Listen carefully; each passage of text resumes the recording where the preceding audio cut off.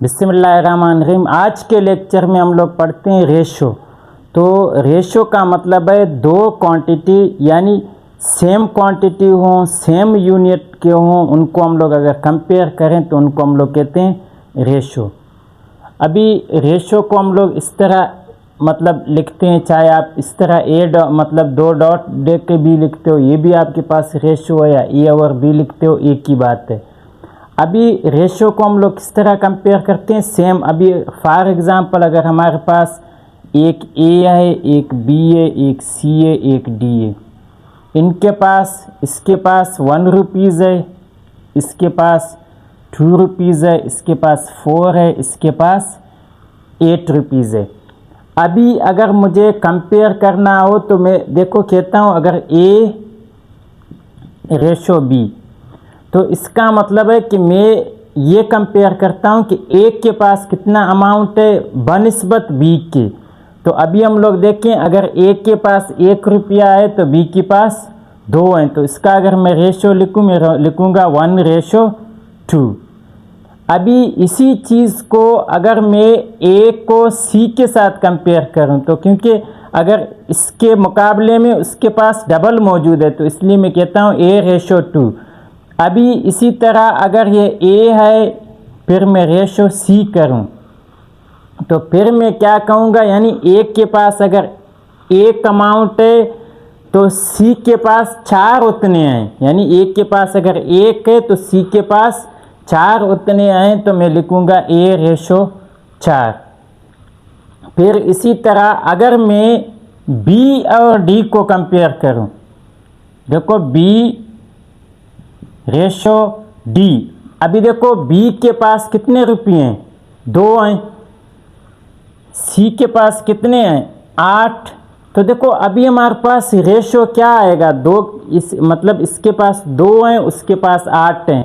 तो इसको अगर हम लोग कट करें तो ये 2 1 ज़ा 2 और 2 4 ज़ा 8। तो रेशो कहेगा कि यानी अगर ए के पास बी के पास 1 रुपया है तो उसके पास 4 गुना उतना है। मतलब इस रेशो 4 का मतलब है कि अगर ए के पास मतलब 1 रुपया है तो बी के पास 4 गुना इतना है।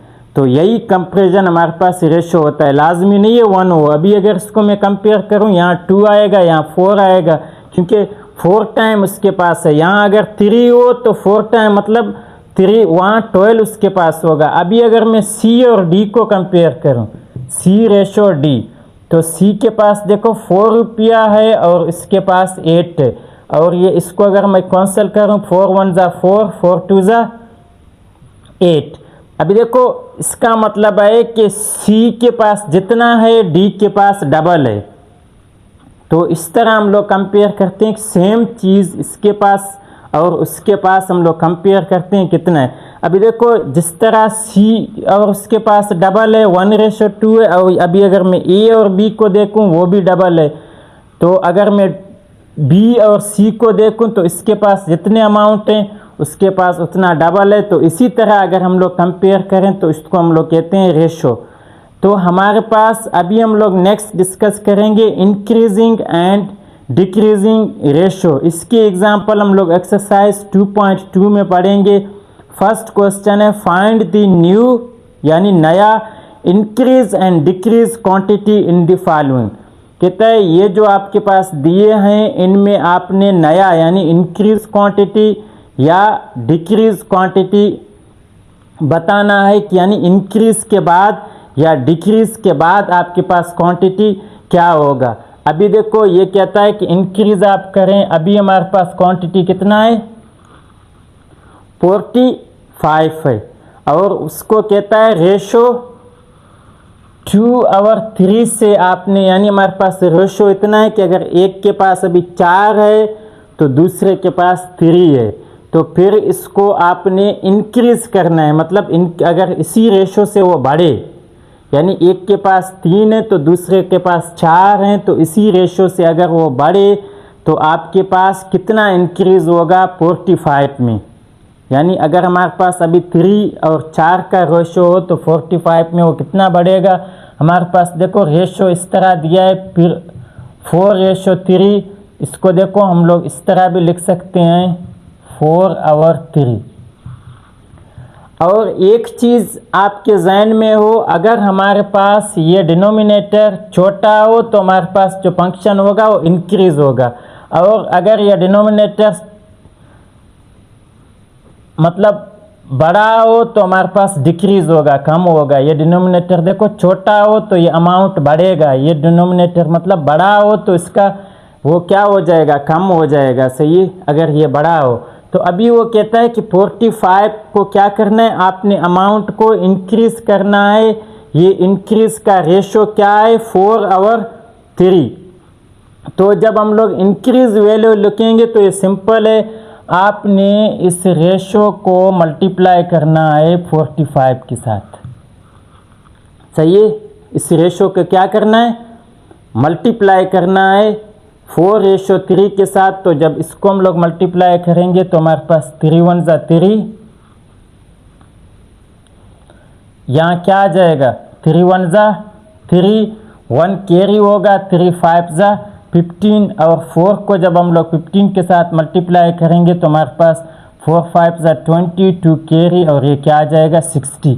तो अभी हमारे पास इंक्रीज अमाउंट क्या हुआ, 60 हुआ। देखो वो कहता है 45 है, यानी इसको आपने मज़ीद इंक्रीज़ करना है। 3:4 का मतलब है कि 45 के 3 रेशो होंगे, तो आप देखो मज़ीद 3 टाइम लिखोगे तो 4 टाइम हमारे पास, अगर हम लोग 4 के साथ डिवाइड करें तो हमारे पास ये 60 आ जाए। उस चीज़ को आप अगर सिंपली यही चीज़ आप इंक्रीज़ के लिए बस एक चीज़ देखें, यहाँ ये रेशो है, आप इसको रेशो को इस फॉर्म में मतलब लिखें अपान के फॉर्म में, और फिर आप यहाँ जो अमाउंट दिया हुआ है सिंपली उसके साथ मल्टीप्लाई कर ले। तो देखो यहाँ हमारे पास डिनोमिनेटर छोटा था तो हमारे पास क्या हो गया, इंक्रीज हो गया। अभी सेकंड सवाल में देखो, सेकंड में हमारे पास अभी देखो यहाँ मिनट है, तो आपने लास्ट में मिनट लाजमी लिखना है, यानी ये 45 मिनट से इंक्रीज होके 60 मिनट्स हो जाएगा जब रेशो हम लोग 4/3 लगाएंगे।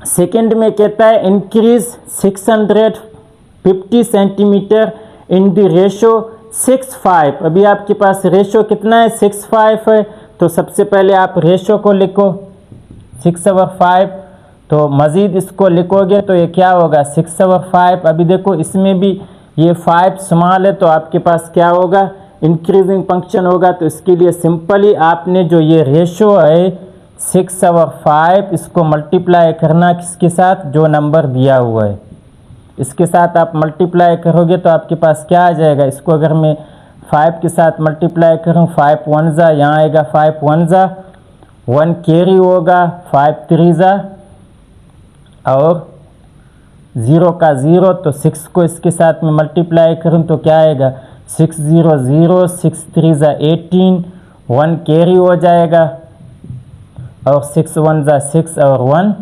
7 आ जाएगा। तो अभी देखो ये हमारे पास इंक्रीज अमाउंट आया। जब 605 सेंटीमीटर को हमने 6:5 से इंक्रीज मतलब किया तो हमारे पास ये इंक्रीज अमाउंट आया।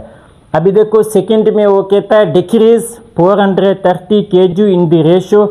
अभी देखो हमारे पास 3/4 है, अभी हमारे पास रेशो जो हम लोग कंपेयर कर रहे हैं 3/4 है, तो इसका मतलब है वो कम हो जाएगा। सही है, यहाँ मतलब था कि आपने 3 जगह उसको कंपेयर करके 4 उठाना है, मतलब जब ज़्यादा उठाओगे तो आपके पास ये बढ़ जाएगा। यहाँ 6 उठाना है, यानी इसको 5 हिस्से में डिवाइड करके 6 उठाना है, और इसमें 4 हिस्से में डिवाइड करके 3 उठाना है। देखो इसका मतलब है कि डिवाइड करना है 4 हिस्से, यानी इसको 3 हिस्से में डिवाइड करके 4 हिस्से उठाना है। तो ये देखो बढ़ गया, यानी इस 45 को जब हम लोग 3 हिस्से में डिवाइड करते हैं और उसमें 4 हिस्सा उठाते हैं, इसका मतलब है 650 को आपने 5 हिस्से में डिवाइड करके फिर 6 हिस्से उठाने हैं, क्योंकि 6 रेशो है।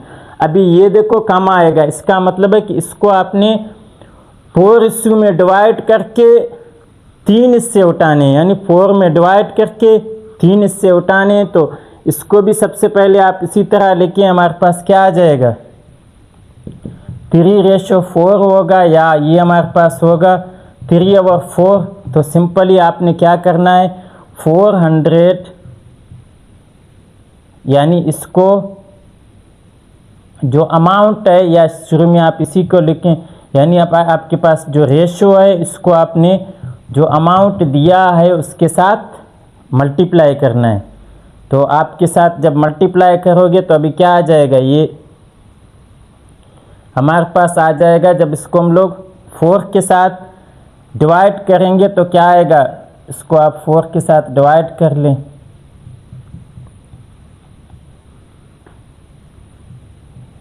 4 1 जा 4।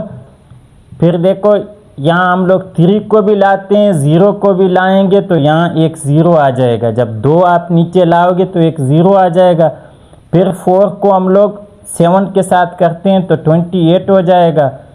फिर हमारे पास क्या होगा, 28 हो जाएगा। यहाँ पॉइंट देंगे, 2 आएगा, 0 आएगा, 4 5 जा 20। तो हमारे पास इसका आंसर क्या आया, जब इसको हमने इसके साथ कैंसिल मल्टीप्लाई किया तो 304G1.5।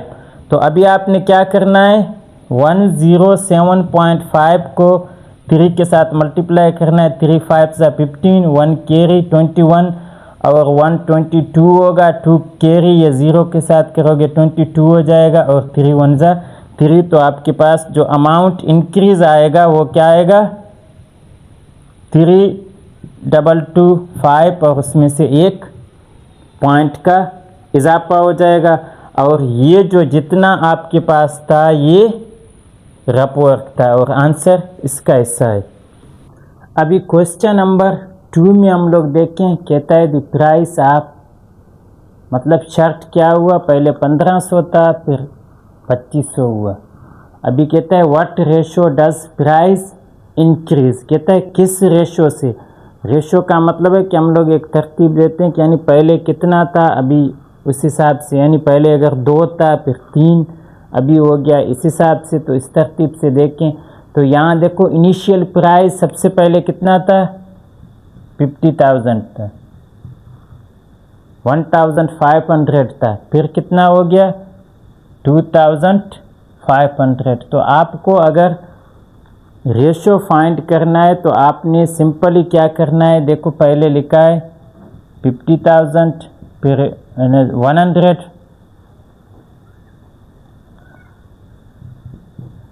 देखो दोनों को लिखना है। हमने लिखा 105,000 205,000। अभी आपने रेशो फाइंड करने के लिए सिंपली इनको क्रॉस करना है कि कौन किस किस के साथ, ये देखो 2 0 के साथ कैंसिल हुए, मज़ीद ये किस चीज़ के साथ कैंसिल हो जाते हैं हमारे पास। यहाँ देखो ये क्या आएगा, अगर 5 3 जा और ये 5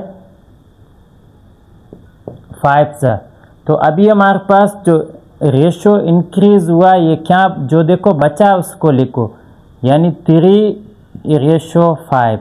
अभी यानी ये इस तरह हुआ कि पहले अगर 3 रुपया था तो अभी 5 रुपया हो गया, इतना मतलब इंक्रीज हो गया। यानी पहले अगर 3 रुपया था तो अभी 5 रुपया, उतना उसका क्या हुआ, प्राइस इंक्रीज हुआ। तो उसने कहता है कि what ratio does the price increase, तो इतना रेशो हमारे पास इंक्रीज हो गया। अभी सेकंड सवाल में आप देखें हुज़ैफा और मुसाफिरा के क्या है, मार्क्स दिए हुए हैं। इनमें क्या दिया है, इन दोनों के मार्क्स का रेशो दिया है 8 और 7। अभी फिर कहता है कि अगर मुसाफिरा ने 72 मार्क्स उठाए हैं, देखो इसमें आपको ये दिया है, रेशो खुद दिया है और एक के मार्क्स दिए हैं, दूसरे के मार्क्स आपने फाइंड करने। देखो इसमें क्या है, आपको रेशो दिया है, एक के मार्क्स दिए हैं, दूसरे के मार्क्स आपने फाइंड करने। यानी रेशो 8 और 7 है, मुसाफिरा के मार्क्स आपके पास 72 दिए हैं और कहा है कि हुज़ैफा के आपने मार्क्स मालूम करने। तो इसमें सबसे पहले आप क्या करोगे, रेशो लिखोगे। रेशो हमारे पास क्या है, 8 और 7। 8 और 7 क्या है, देखो यहाँ आप तरतीब में देखें, सबसे पहले किसका नाम है, हुज़ैफा का नाम है, फिर मुसाफिरा का नाम है, और यहाँ भी आप उसी तरतीब से देखें 8:7। तो जिस तरतीब से यही होगा उस तरतीब से आपने वहाँ लिखना है। ये रेशो हमने लिखा। फिर वो कहता है कि अभी आपने आपको दिया हुआ किसके मार्क्स हैं, मुसाफिरा के मार्क्स दिए हुए हैं। और आप अभी अगर इस रेशियो में देखें, हमारे पास मुसाफिरा के मार्क्स कितने दिए हुए हैं, 72, तो उसको हम लोग लिखेंगे।